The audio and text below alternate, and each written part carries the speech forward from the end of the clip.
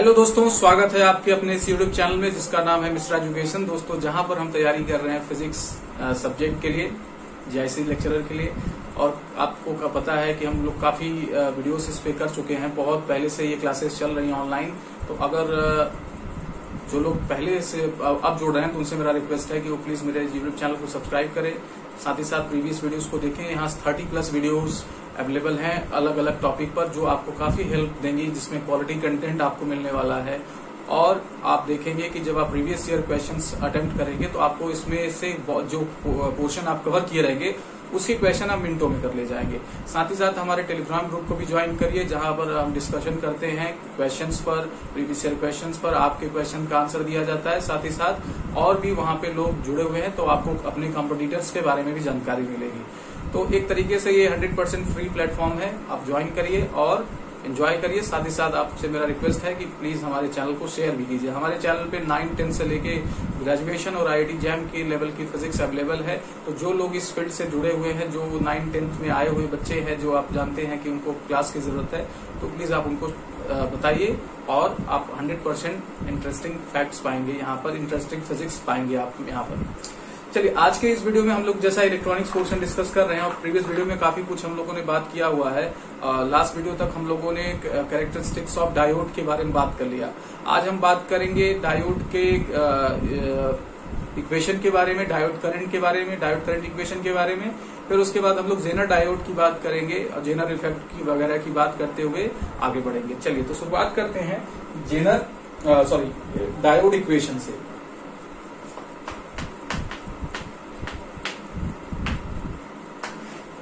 तो देखिए, diode equation का हम डेरिवेशन नहीं करने जा रहे हैं। डायोड इक्वेशन क्या है हमारे पास? I is equal to I naught 1 minus e to the power, I am sorry 1 minus, तो चार्ज का इक्वेशन लिख दिए कैपेसिटर पे, ई बी अपॉन ईटा के टी माइनस 1।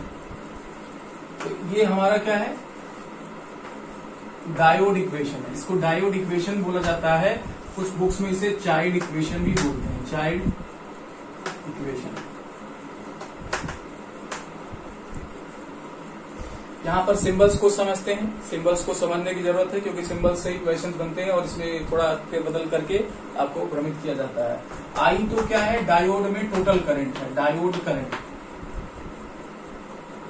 और आई नॉट क्या है? रिवर्स सैचुरेशन करंट, जो रिवर्स डायरेक्शन में मैक्सिमम करंट फ्लो कर सकती है, वो आई नॉट है। ये क्या है? Reverse saturation current. तो इधर से आते हुए इधर आ गए। स्मॉल ई तो इलेक्ट्रॉनिक चार्ज है, यानी एक इलेक्ट्रॉन पर कितना चार्ज होता है। वी क्या है? अप्लाइड वोल्टेज है, कि आप कितना वोल्टेज लगा रहे हैं, जिसे हम लोग बायस वोल्टेज भी कहते हैं। बायस वोल्टेज भी कहते हैं इसको। कि हमारा बोल्ट्जमैन कांस्टेंट है।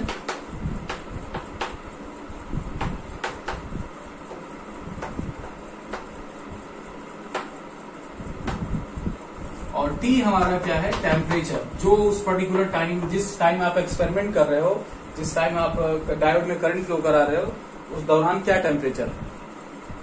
तो ये सारी बातें तो क्लियर है। यहाँ पर एक जो नया सिंबल है वो ईटा है। ईटा के बारे में हम लोग डिस्कशन करते हैं। पहले आप इसको लिख लीजिए। तो ईटा एक क्या है? कांस्टेंट है। ईटा कांस्टेंट है। तो आप देखिए, इसकी वैल्यू होती है, इसकी वैल्यू या तो 1 या तो 2 होती है। इसको नोट कर लेंगे कि ईटा की वैल्यू 1 होती है और 2 भी होती है। ईटा की वैल्यू 1 भी होती है, 2 होती है। 1 होती है फॉर जर्मेनियम और 2 होती है फॉर सिलिकॉन। लेकिन फॉर स्मॉल करंट, जब स्मॉल करंट फ्लो होती है तब के लिए ये एप्लीकेबल है। तो लार्ज करंट के लिए क्या होता है? लार्ज करंट के लिए, for large current, eta is equal to 1 होता है। यानी कुल मिला के, चाहे सिलिकॉन की बात करें, फॉर सिलिकॉन और जर्मेनियम बोथ, फॉर बोथ ऐसे लिखते हैं। दोनों के लिए ये बात लागू होती है, चाहे आप लार्ज करंट पे सिलिकॉन की बात करें या जर्मेनियम की बात करें, दोनों के लिए लागू होती है। इसका मतलब ये है कि जर्मेनियम के लिए हमेशा 1 होती है। इन दोनों बातों से हम क्या कंक्लूड कर सकते हैं कि जर्मेनियम के लिए ईटा ऑल क्या होती है, हमेशा होती है। So for germanium large as well small current, तो सिलिकॉन के लिए स्मॉल करंट के लिए 2 होती है और लार्ज करंट के लिए 1 होती है।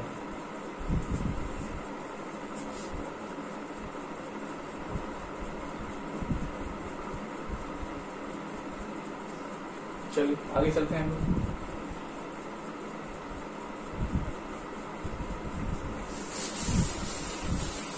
इस इक्वेशन को और मॉडिफाई किया जाता है। मॉडिफाई कैसे किया जाता है हमें बहुत अच्छे से पता है कि यहां पर एक्सपोनेंशियल टर्म का डायमेंशन नहीं होता। दैट मीन्स यहां पर जो भी टर्म है उसका कुल मिला के डायमेंशन अगर आप देखेंगे तो कुछ नहीं होना चाहिए।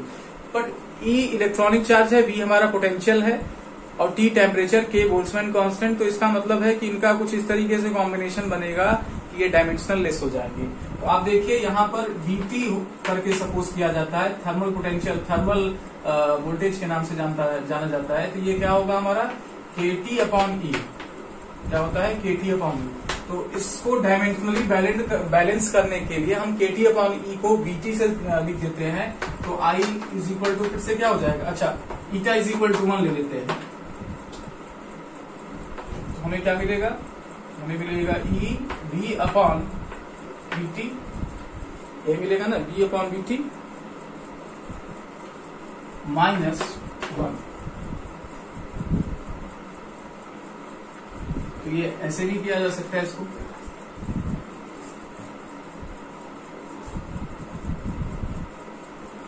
रूम टेम्परेचर पे अगर इनके कांस्टेंट K, T और E की वैल्यू रख देंगे, रूम टेम्परेचर 300 केल्विन रख देंगे और K is equal to 1.3 into 1.8, K is equal to होता है 1.38 इंटू 10⁻⁻22 जूल्स पर केल्विन है ना। तो K की वैल्यू रख देंगे, T room temperature, electronic charge रख देंगे, तो VT जो मिलता है वो अप्रोक्सीमेटली 26 मिलीवोल्ट मिलता है। नोट करे रहेंगे, ये सब सारी वैल्यूज आपसे पूछी जा सकती है।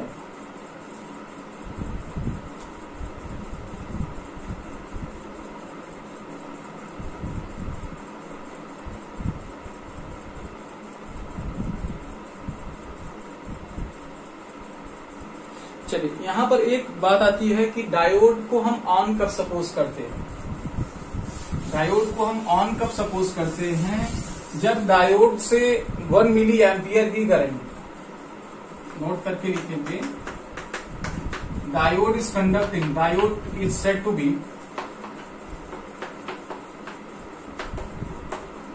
कंडक्टिंग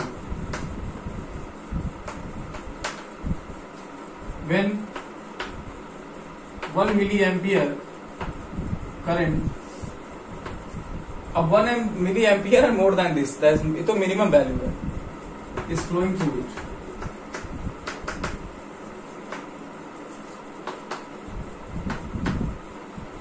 एट लीस्ट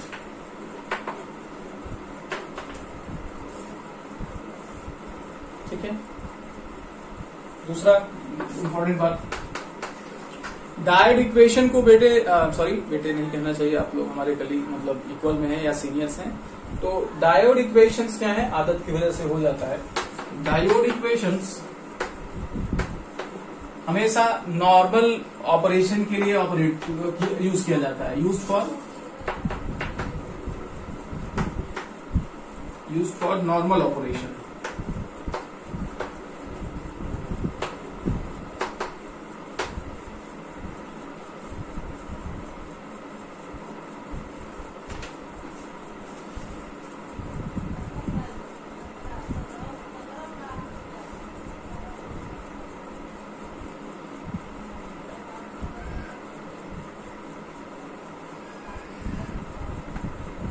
चलिए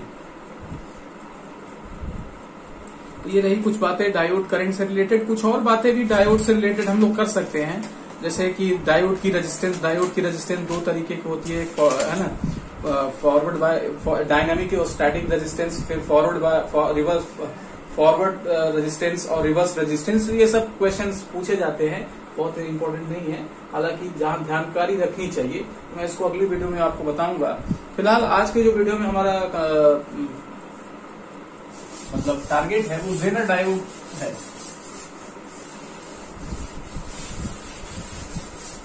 तो देखिए, अभी हम लोगों ने लास्ट वीडियो में पीएन जंक्शन डायोड के बारे में पढ़ा। तो पीएन जंक्शन डायोड में हमने रिवर्स डायरेक्शन में, जब रिवर्स बायस कंडीशन में पीएन जंक्शन डायोड को ऑपरेट कराया, तो हमने ये देखा कि ये ऑपरेट तो करता है लेकिन बहुत लार्ज वोल्टेज पर करता है, और ये जनरली 100 वोल्ट के ऑर्डर का होता है। तो अगर हमें क्या करना है कि इसे डायोड को रिवर्स बायस में काम कराना है, तो हमने उस ऑपरेशन, जब हमने रिवर्स बायस कंडीशन को एक्सप्लेन किया, आपने देखा होगा, तो हमने वहां पर देखा कि डिप्लेशन लेयर का कुछ प्रॉब्लम था। डिप्लेशन लेयर क्या होता जाता था, वाइडर होता जाता था, और एक बहुत लार्ज वोल्टेज पर जाके वो ब्रेक होता था। क्यों? क्योंकि हम जब लार्ज वोल्टेज लगाते हैं तो वहां पर जो इलेक्ट्रॉन होंगे वो क्या करेंगे, या होल्स होंगे, जब वो मूव करेंगे तो बहुत लार्ज एनर्जी के साथ मूव करेंगे, जो मोबाइल चार्जेस होंगे, और वो डिप्लेशन लेयर से टकराएंगे। जब टकराएंगे तो उसे आयनाइज कर देते हैं, और वहां पे वो कंडक्टिंग मीडिया जैसा क्रिएट हो जाता है, और चार्जेस का प्रवाह होता है वहां पे।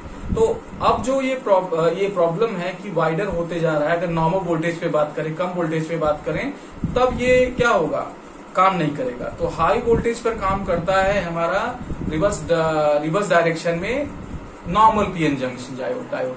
तो अगर बाय मिस्टेक किसी को ये दिखा कि हम अगर क्या करें, कंसंट्रेशन बढ़ा दें, तो जो हमारी विड्थ होती है वो डिक्रीज करने लगती है। किसकी? डिप्लेशन लेयर की विड्थ जो होती है वो क्या होने लगती है, डिक्रीज होने लगती है। ऐसे पे अगर हम रिवर्स डायरेक्शन में वोल्टेज लगाते हैं, तो जो एवलांच इफेक्ट 100 वोल्टेज पे हुआ था, वो कम वोल्टेज पे ऑपरेट होने लगता है, 100 ये 5-10 वोल्ट पे होने लगता है। और इसी तरीके को हम लोग जेनर इफेक्ट बोलते हैं। मतलब जेनर इफेक्ट तो आपको समझ में आ जाएगा, लेकिन जो डायोड आप की कल्पना कर रहे हैं कि जब हम ऐसा हाई कंसंट्रेशन का डायोड बनाते हैं और वो क्या होता है, लो वोल्टेज पर एवलांच इफेक्ट शो करना शुरू कर देता है, तो ऐसे डायोड को जेनर डायोड का नाम दिया जाता है। और जो यहाँ पर क्या हो रहा है, इफेक्ट हो रहा है, जो ये जेनर इफेक्ट इसके नाम से जाना जाता है, कि जो चार्जेस क्या हो जाती हैं, आयनाइज होकर जल्दी मूव करने लगती हैं। खैर, मैं इसको अभी आपको अच्छे से समझाता हूँ। फिलहाल अभी हमें ये समझ में आया कि जेनर डायोड जो है ये क्या है, it is a special diode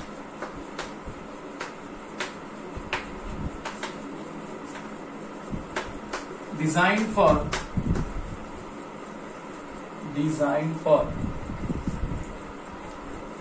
ठीक है, कुछ स्पेलिंग बोल रहा हूं क्या, ठीक है, सही बोल लीजिएगा।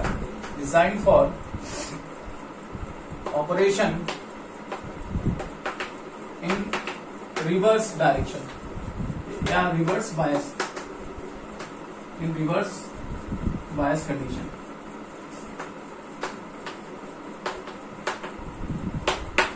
तो इसका क्या होता है, रिवर्स बायस कंडीशन में इसे ऑपरेट कराया जाता है। इसका सिंबल क्या होगा, इसका सिंबल जेनर डायोड जैसा ही होता है, बस थोड़ा सा इसमें चेंज कर देते हैं, क्योंकि अलग इसका क्या होता है, बिहेवियर होता है। तो ये देखिए, इसका जो सिंबल होता है कुछ इस तरीके से होता है।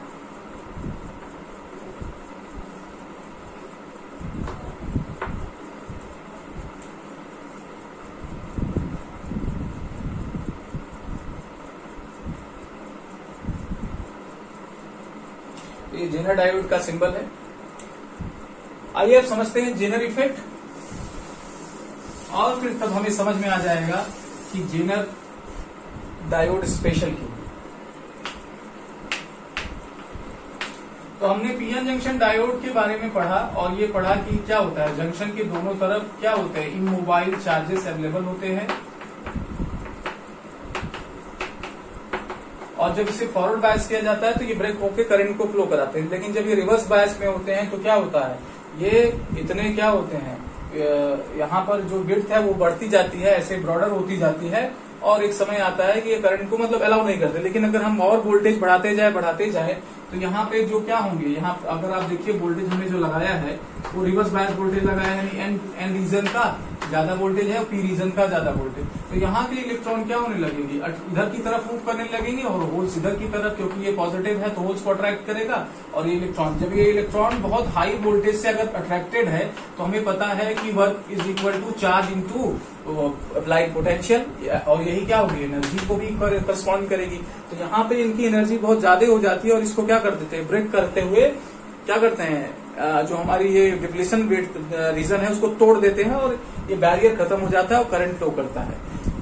ये बात तब की है जब ये नॉर्मल डायोड है। लेकिन जब हम क्या करते हैं, कंसंट्रेशन बढ़ा देते हैं, कंसंट्रेशन बढ़ाने से होता क्या है कि हमारी जो विड्थ है, याद रखिएगा कंसंट्रेशन बढ़ाने पर विड्थ डिक्रीज करती है, ठीक है।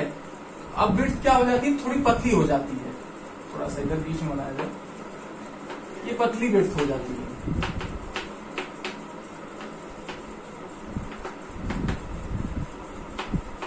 तो यहाँ पे भी क्या होता है, वही एवलांच इफेक्ट ही होता है। लेकिन होता क्या है कि जैसे ही हम यहाँ पे क्या करते हैं, एवलांच इफेक्ट भी वैसे ही समझा जा सकता है। देखिए ध्यान से, यहाँ पर इलेक्ट्रॉनों को एनर्जी देने की जरूरत नहीं होती, क्योंकि ये क्या होता है कि इतनी विड्थ इसकी क्या होती है, पतली होती है, लगभग 100 से 200 एंगस्ट्रॉम के बीच में होती है। याद रखिएगा 100 से 200 एंगस्ट्रॉम के बीच में इसकी विड्थ होती है। पीएन जंक्शन डायोड के केस में तो माइक्रोन ऑर्डर क्या होता है, माइक्रोमीटर का, इसमें कितना होता है, आप अगर इसको कन्वर्ट कर देंगे 10 टू दी पावर -7, मतलब 10 टाइम्स क्या होता है, कम होता है। तो आप देख सकते हैं इस नंबर से, तो इसी के बीच में लाई करता है। तो जो आप इलेक्ट्रिक फील्ड क्या करते हैं, बहुत लो वोल्टेज अगर इलेक्ट्रिक फील्ड भी लगाते हो तब भी आपको जो लो वोल्टेज अगर लगाते हो तब भी आपको जो इलेक्ट्रिक फील्ड मिलता है वो 6 वोल्ट पर सेंटीमीटर मिल जाता है। यहाँ पे जो इलेक्ट्रिक फील्ड प्रेजेंट होता है वो इतना स्ट्रॉन्गर हो जाता है कि 10 to the power 6 volt per centimetre, 10 to the power 6 volt per centimetre tremendous electric field. बहुत लो वोल्टेज लगाने पर 1-2 वोल्ट आप लगा रहे तब भी इतनी इलेक्ट्रिक फील्ड ये प्रेजेंट हो जा रहा है। तो यहाँ पर इलेक्ट्रिक फील्ड जो हो रहा है वो बहुत इंटेंस क्रिएट हो रहा है, बहुत इंटेंस क्रिएट हो रहा है। ऐसे में ये जो चार्जेस, इमोबाइल चार्जेस थे जो फ्री चार्ज के रूप में पहले घूम रहे थे, लेकिन जंक्शन के पास जाके बेचारे बंद गए, वो फ्री होने लगेंगे। वो क्या होने लगेंगे, फ्री होने लगेंगे। क्योंकि इलेक्ट्रिक फील्ड इधर की तरफ है तो यहां से क्या होंगे, इलेक्ट्रॉन इधर की तरफ निकलेंगे और होल्स इधर की तरफ निकलेंगे। ये फील्ड एमिशन फिनोमिना को फॉलो करेंगे, इसे ही फील्ड एमिशन, ठीक है। तो इसमें फील्ड एमिशन होता है, यानी इलेक्ट्रिक फील्ड इतना स्ट्रॉन्गर लगा दिया जाए कि ये क्या हो जाए, निकल जाए।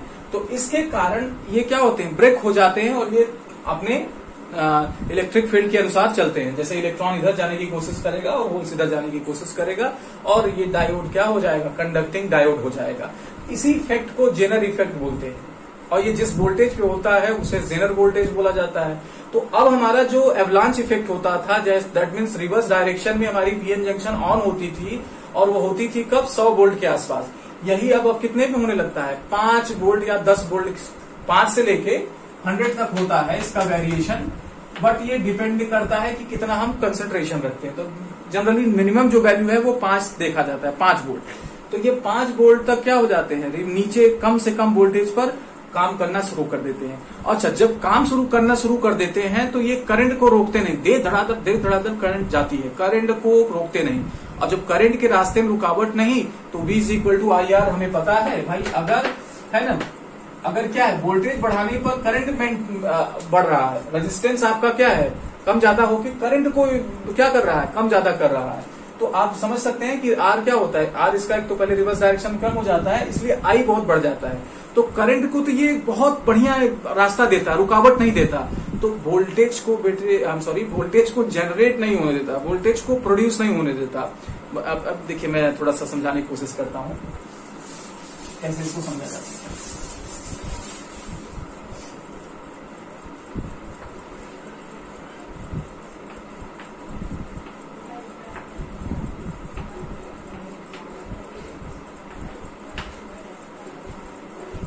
मान लीजिए हमने यहाँ क्या किया, 10 वोल्ट दे दिया। अब 10 वोल्ट दे दिया तो ये क्या होगा, करंट अगर हमने बढ़ाया तो यहाँ पर ये डायोड क्या करेगा भाई, करंट आई आपने, जैसे मान लीजिए 2 एम्पियर पहले जा रही थी, कुछ भी जा रही थी, तो कुछ मान लीजिए 1 एम्पियर करंट यहाँ से जा रही थी, ज्यादा से ज्यादा करंट इधर से जाएंगे, क्योंकि ये बहुत अच्छा रास्ता प्रोवाइड कराएगा कि भैया करंट इधर से जाओ। और करंट हमेशा इजी रास्ता चुनता है, याद रखिएगा, करंट हमेशा इजी रास्ता अपनाता है। यानी अगर आप क्या करेंगे, आपने पढ़ा होगा ऐसे 10 ओम का रेजिस्टेंस और 50 ओम का रेजिस्टेंस पैरेलल में लगा दीजिए और करंट दीजिए 1 एम्पियर का, तो आपको ये देखने में आएगा कि ज्यादा से ज्यादा इससे करंट होके जाएगी और जो बच जाएगी करंट वो इससे होके जाएगी। तो वैसे ही अगर करंट यहाँ पर आ रही है, इसके पास 2 रास्ते हैं, 2 रास्ते होके यहाँ लौटने के हैं, ये आपके लिए आसान, करंट के लिए आसान रास्ता, क्योंकि रिवर्स डायरेक्शन में ये बहुत अच्छा काम करता है। तो ज्यादा से ज्यादा करंट, जो भी एक्सेस करंट आएगी वो इसको अलाउ करेगी कि हाँ भाई पास हो जाओ। इस वजह से ये क्या करेगा, अपने वोल्टेज को मेंटेन रखेगा कि जो भी करंट एक्सेस बढ़ेगा वो इसको क्या करेगा, रास्ता देगा कि जाओ जाओ, कोई दिक्कत नहीं। तो इस वजह से इस पर जो हमारा सर्किट जुड़ा हुआ है उसको हमेशा कांस्टेंट वोल्टेज और कांस्टेंट करंट प्रोवाइड होगा।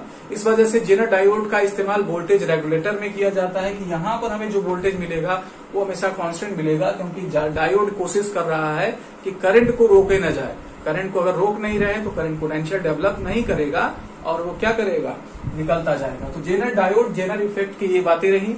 अब थोड़ी सी बात हम लोग क्या करेंगे, इसके कैरेक्टरिस्टिक्स की करेंगे और फिर हम लोग नेक्स्ट क्लास में इसका आगे चर्चा करेंगे। तो कैरेक्टरिस्टिक्स देखिए सेम होता है, अलग से कुछ नहीं होता। याद रखिए कि ये फॉरवर्ड बायस में भी क्या होता है, अगर सिलिकॉन है तो 0.2 पे ही ऑन होता है, अगर सिलिकॉन है 0.2 पे ऑन होता है। लेकिन जो एवलांच इफेक्ट क्या होता था, 100 वोल्ट पे होता था, वो अब कम वोल्टेज पे, 5 वोल्टेज पे, ऐसे थोड़ा सा सही से बना दिया जाए, तो आप कहोगे सर जी गलत बना दिया। अब वो 5 वोल्ट पे ही होने लगेगा, मतलब अगर मिनिमम वैल्यू बात करें तो जेनर के लिए ये ग्राफ हो जाएगा और पीएन जंक्शन के लिए ये ग्राफ हो जाएगा।